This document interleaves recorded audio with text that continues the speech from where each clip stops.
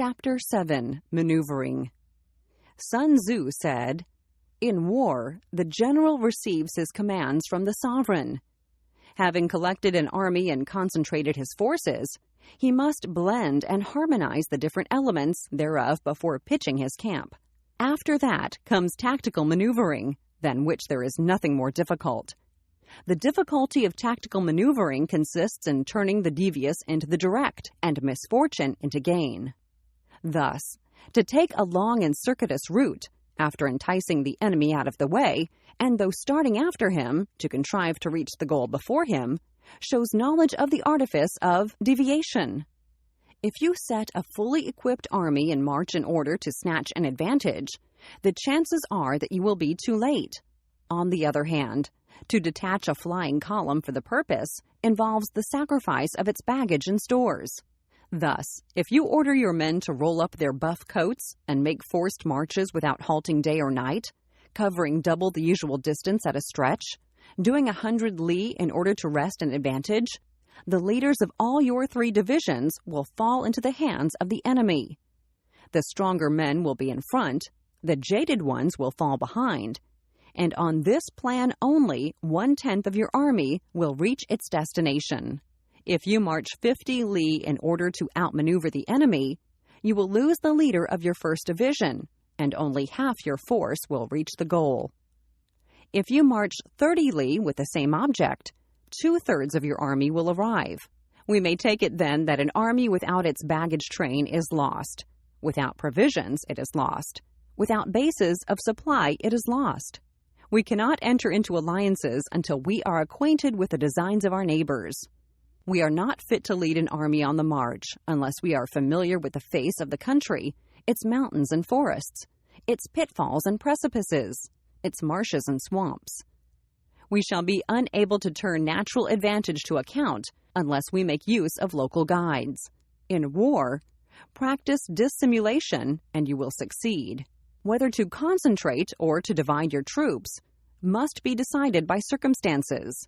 Let your rapidity be that of the wind, your compactness that of the forest. In raiding and plundering, be like fire. In immovability, like a mountain.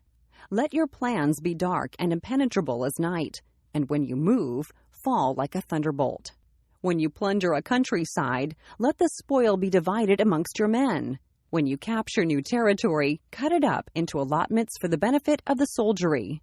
Ponder and deliberate before you make a move. He will conquer who has learnt the artifice of deviation. Such is the art of maneuvering. The Book of Army Management says, "On the field of battle, the spoken word does not carry far enough. Hence the institution of gongs and drums. Nor can ordinary objects be seen clearly enough. Hence the institution of banners and flags. Gongs and drums, banners and flags are means whereby the ears and eyes of the host may be focused on one particular point. The host, thus forming a single united body, is it impossible either for the brave to advance alone or for the cowardly to retreat alone. This is the art of handling large masses of men.